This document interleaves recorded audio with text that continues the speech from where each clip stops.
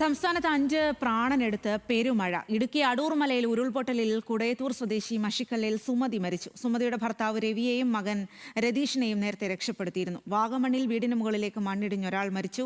വൈക്കം സ്വദേശി പ്രഭാകരൻ നായരാണ് മരിച്ചത്. ആൽവിൻ തോമസ് വിവരങ്ങളുമായി ചേരുകയാണ്.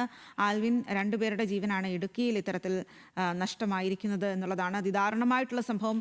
അവിടെ ഇപ്പോഴും മഴ തുടരുകയാണോ? മഴക്കെടുതി എത്രമാത്രം രൂക്ഷമാണ്?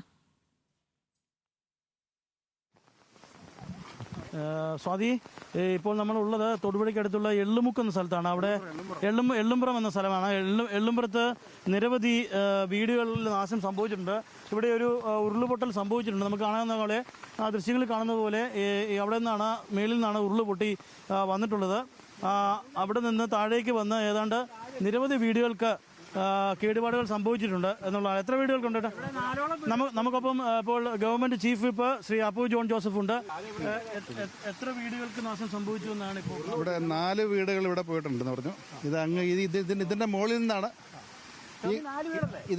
നിന്നാണ് ഉരുള് പൊട്ടിയിരിക്കുന്നത്. വരുന്നത് ഇവിടെ മൊത്തത്തിൽ ഇവിടെ 4 വീടുകൾക്കാണ് നാശനഷ്ടം വന്നിരിക്കുന്നത്.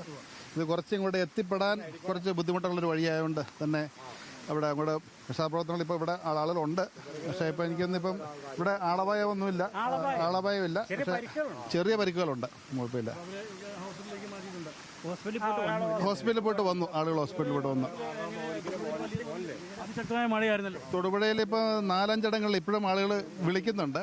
നമുക്കിവിടെ ചവർണയിൽ ആലക്കോട് പഞ്ചായത്ത് ഉരുൾപൊട്ടി അവിടെ 2-3 വീടുകൾ പോയിട്ടുണ്ട്. അവിടെ മുഖ്യമന്ത്രി അവിടെ ലൈവ് വന്നിരുന്നു. അതെ, അപ്പോൾ അവിടെ പരിക്ക് പറ്റി 2 പേര് ആശുപത്രിയിലായിരുന്നു. ഒരാൾ തിരിച്ചു വന്നു, ഒരാൾ നമ്മുടെ ജില്ലാ ആശുപത്രിയിലുണ്ട്. ദേഹത്ത് ചതവുകളൊക്കെ ഉണ്ട്. അതുപോലെ മറ്റേ കൊടയത്തൂരുള്ള അടൂർമലയിലെ ഭർത്താവ് ഞാൻ പോയി കണ്ടപ്പോൾ ജില്ലാ ആശുപത്രിയിലുണ്ടായിരുന്നു. മകൻ നമ്മുടെ സെൻറ് മേരീസിലുണ്ട്. അദ്ദേഹം ഒരു 1.5 മണിക്കൂറോളം മണ്ണിനടിയിൽ കിടന്ന് തല മാത്രം മുകളിലായി പെട്ടതാണ്. ദേഹം മുഴുവൻ ചതവും മുറിവുകളും ഉണ്ട്. അതുപോലെ ഇടവെട്ടി പഞ്ചായത്തിൻ്റെ പല ഭാഗങ്ങളിലും വീടുകളിൽ വെള്ളം കയറിയിട്ടുണ്ട്. വീടുകളിൽ തെക്കും ഭാഗത്ത് കയറിയിട്ടുണ്ട്. ഇപ്പം ഇവിടുന്ന് തെന്നത്തൂരിന്ന് കൊടിക്കുളം പഞ്ചായത്തിൻ്റെ തെന്നത്തൂരിൽ ഇപ്പോൾ വീടുകൾ മുഴുവൻ വെള്ളം കാരണം ഒറ്റപ്പെട്ട് കിടക്കുമെന്ന് പറഞ്ഞ് വിളിച്ചിട്ടുണ്ട്. അപ്പോൾ അവിടെ അവരെ മാറ്റി പാർപ്പിക്കാനുള്ള കാര്യം വിളിച്ച് പറഞ്ഞിട്ട് ഞാനിപ്പോൾ കുറച്ച് അങ്ങോട്ട് പോവുകയാണ്. നമ്മുടെ ഇടുക്കി ജില്ലയുടെ ചാർജുള്ള മന്ത്രി അനൂപ് ജേക്കബ് 1 മണിക്കൂർ, അദ്ദേഹം കോഴിക്കോടായിരുന്നു, വന്നുകൊണ്ടിരിക്കുകയാണ്.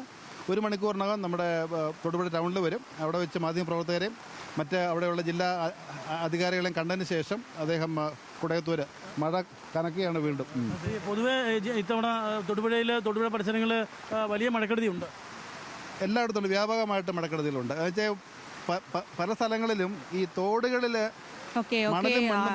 ആൽവിൻ, എന്തായാലും തൊടുപുഴയിലും പരിസര പ്രദേശങ്ങളിലുമൊക്കെ വലിയ മഴക്കെടുതിയുണ്ട്. ഇപ്പോൾ മഴ കനക്കുന്നു എന്നുള്ളത് കൂടിയാണ് അവിടെ നിന്നും വരുന്ന വിവരങ്ങൾ.